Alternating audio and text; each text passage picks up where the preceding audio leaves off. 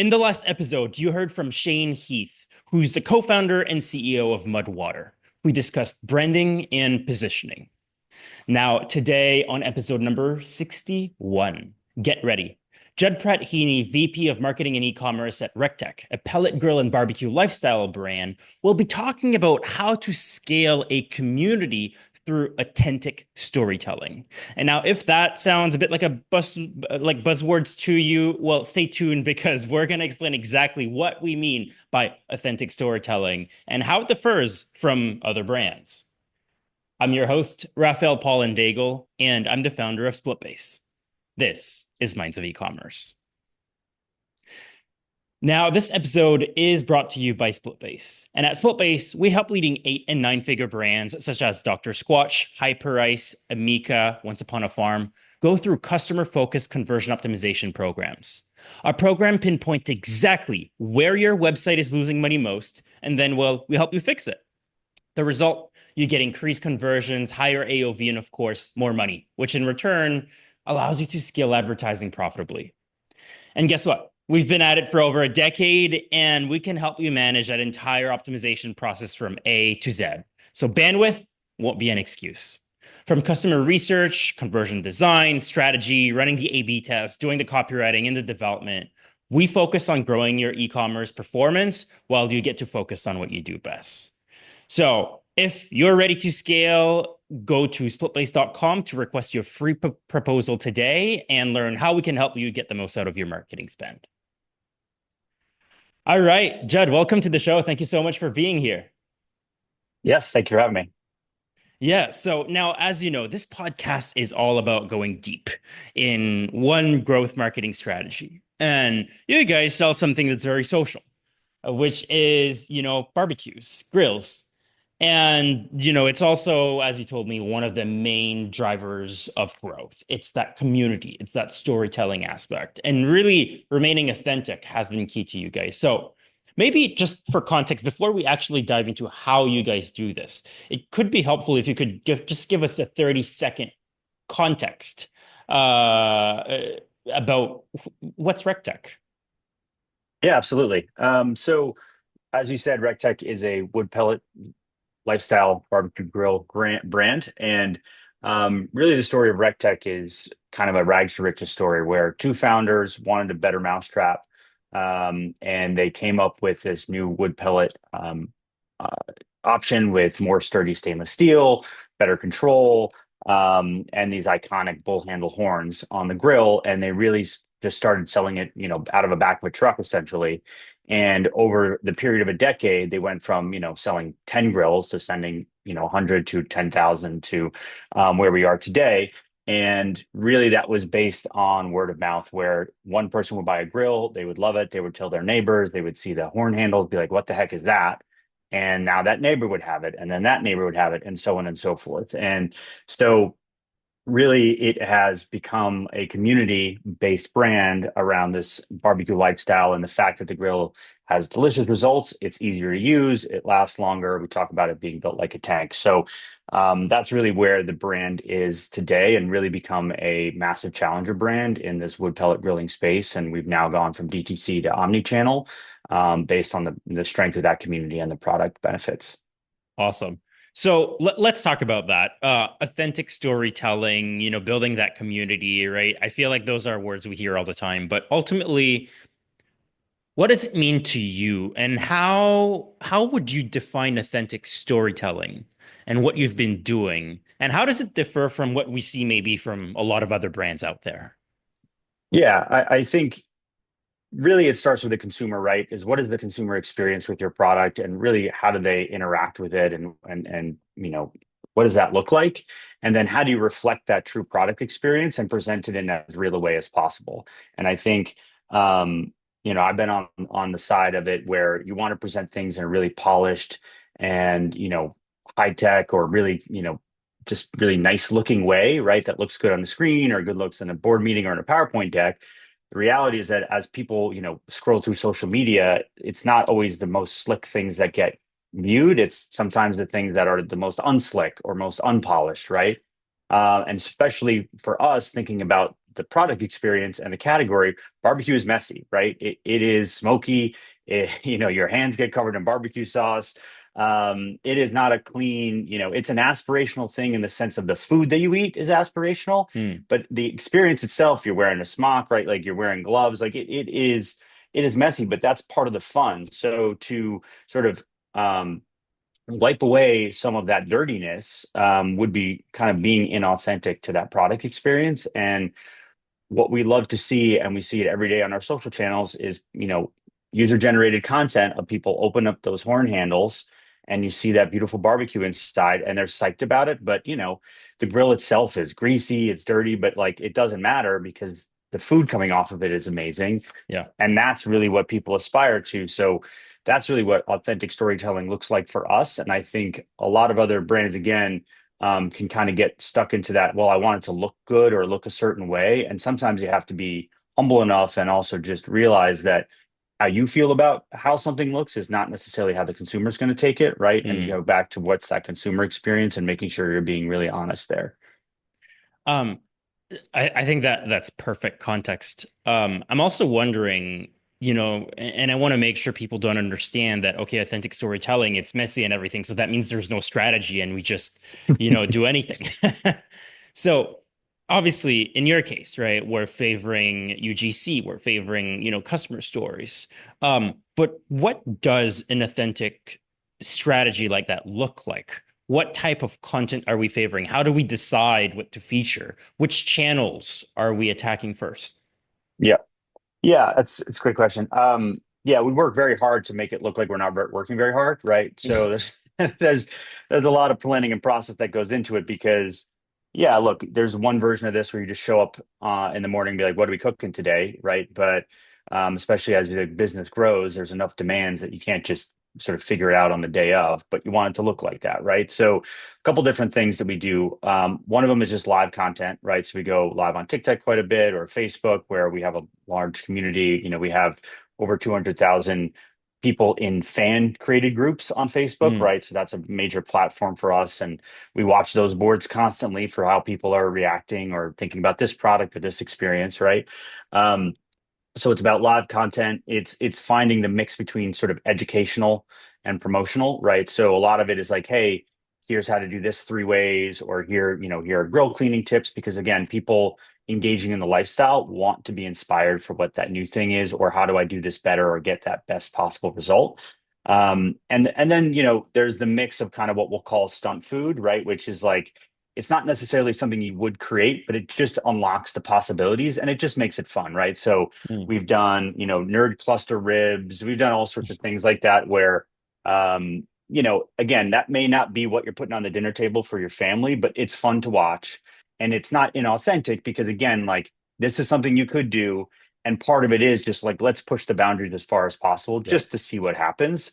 And we do that not only with kind of candy and things like that, but sometimes is, we'll cook a whole hog and we'll do things like that. Again, that may not be for the novice like myself, still a novice, something that I'm going to do at home, but knowing the possibility of it, knowing that the grill can do that speaks really highly to what's the versatility.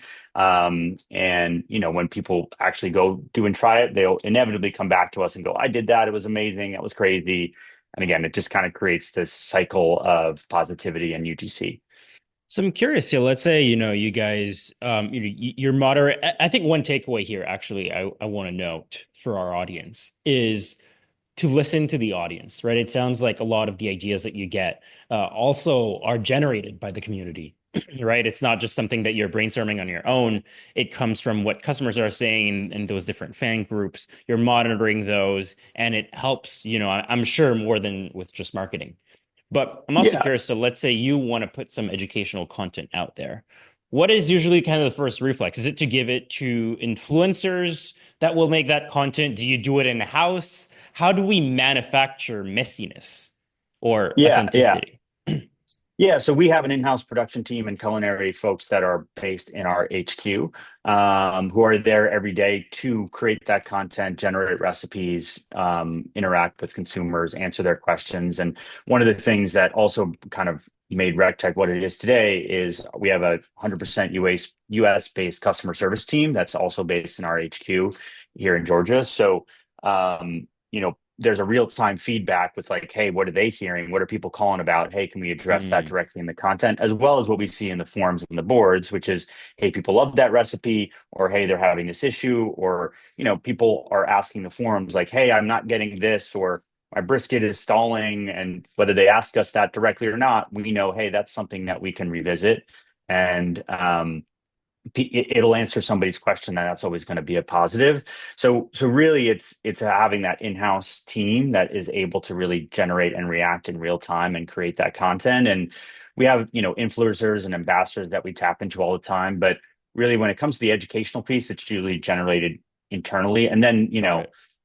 the other beauty of food is that recipes and food are in the ethos all the time, right? So a lot of the, what we're doing is listening not just to our fans, but just in general what's going out there, right?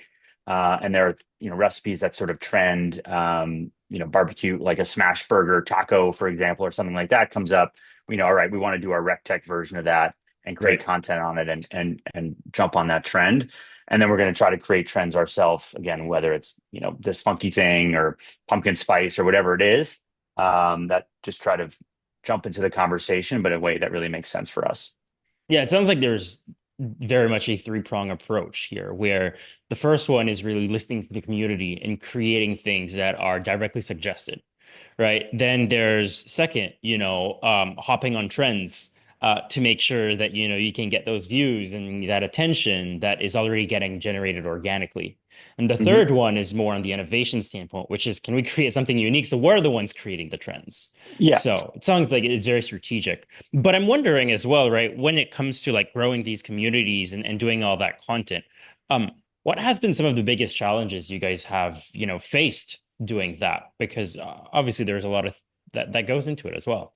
Yeah, I think one of the big challenges is just how do we make sure what's that balance of product and promotion, right? Mm, When you think about like a liquid death or something like that, right? It's like, they'll tell you it has nothing to do with product. You're never trying to sell anything. You're just trying to be entertaining. Well, these products are, $1,000 plus grills. Like you're doing some research, right? The cycle of purchase is, up to a month or more, right? On a lot of, consumers. So we have to make sure that we're integrating the product in the right way that doesn't suck away from that authenticity and making it feel really real, right? So that's always one of the things that we wrestle with is like, and you see that in a lot of DTC brands, honestly, where their entire social feed is just here's the promotion, here's the sale, here's yeah, where our product is great. Well, I don't want to follow that as a consumer, right? yeah. Once I've purchased a product I'm not necessarily going to you and your social channels for that information, right? So how do we find that sort of balance? And we do that a lot in lives, right? Where we can talk through the product a little bit more authentically, but we're cooking at the same time. So we've got some downtime where we can talk about this or, hey,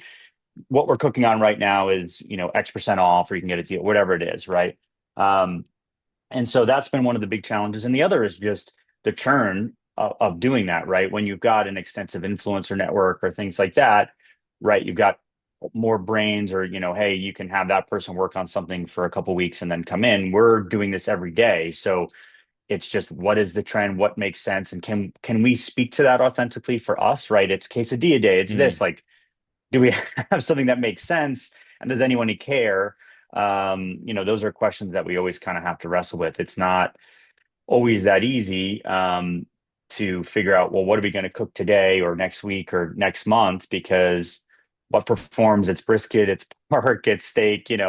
Um, there's the barbecue spectrum that really people like is not that broad. So how do Right. you continue to come up with new ways to skin that cat, no pun intended?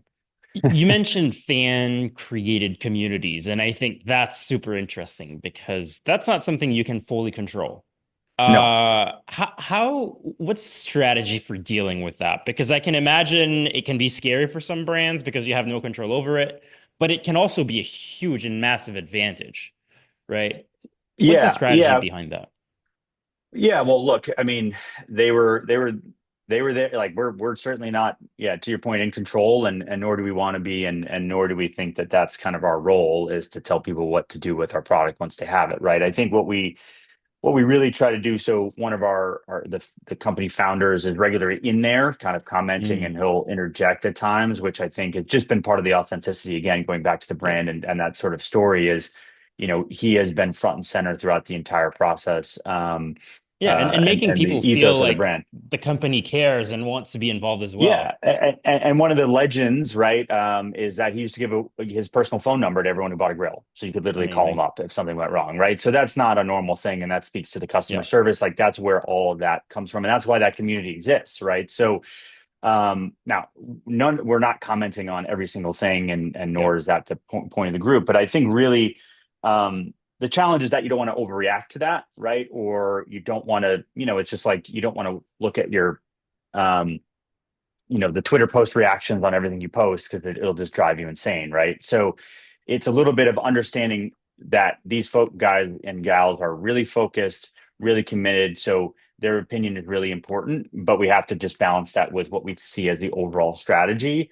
And Mm, if there's a consistent drumbeat against something, either we've made a mistake, or we have that we have to fix, or we have to realize that this is the reality of what this brand is evolving into, and we have to be comfortable with that. And if we're not, then it's the wrong decision. And again, we have to kind of go back and think totally. about it. And I'll give you an example. When we started moving into the retail channel, right, there was an initial reaction of, oh, well, is the product quality going to go down and all that stuff? And we had to, you know, create communication to our current fan base, who, why would they care where the grill is sold, right? They already have one, to say, hey, don't worry, like these are the exact, the product is the exact same. We're just putting it in, this brick and mortar. And we have a company store. It's not like it's the product has never been on the floor before. Um, and now we're in a really great place with that. And it's just part of what people expect from us. And that's been a huge growth opportunity for us. So I love it. that's where we have to really cater to that audience when it makes sense, and we have to listen to that audience, and then we just have to let them be fans and understand that there's going to be good and bad with that. Amazing. We've been talking with Judd Pratt, who's the VP of marketing at RecTec. Uh, Judd, thank you so much for being here. Now, if people want to hear more about RecTec or about you, where should they go? RecTec.com, or you can follow us at RecTec Official on all major social media platforms. We've got YouTube channel, TikTok, all of it. I really encourage people to check it out. It will change the way you eat. That is what we hear all the time. Shameless plug for RecTec wood fire grills, but I know that I was not a griller before I started working here, and now I'm on that thing 4 times a week. My kids never had pulled pork or ribs that made at home until I started working here, and now Amazing. that's one of their favorite things, and they ask me for that all the time, which is awesome. So, I am sure. Awesome. Thank you so much, Judd. thank you. Really appreciate being here.